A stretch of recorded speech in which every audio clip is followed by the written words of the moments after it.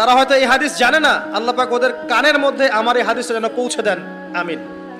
নবী সাল্লাল্লাহু আলাইহি ওয়াসাল্লাম বলেছেন, আমি মেরাজের রাতে যখন গিয়েছি তখন এক শ্রেণীর মানুষকে দেখেছি, ওদেরকে শাস্তি দেয়া হচ্ছে। কি শাস্তি? জাহান্নামীদের রক্ত এবং পুঁজ ওদেরকে খেতে দেয়া হচ্ছে।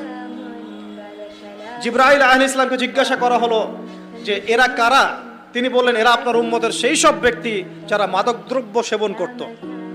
আল্লাহ রাব্বুল আলামিন তার হাবিবের মাধ্যমে জানিয়েছেন, যখন কোনো মুসলিম মাদক সেবন করে বা কোনো ব্যক্তি মাদক সেবন করে তখন 40 দিন তার নামাজ কবুল হয় না। এরপর যদি সে তওবা করে তাহলে আল্লাহ পাক তার তওবা কবুল করবেন ইনশাআল্লাহ। যদি সে আবারও মাদক খায় তওবা করার পর, আবার 40 দিন তার নামাজ কবুল হবে না।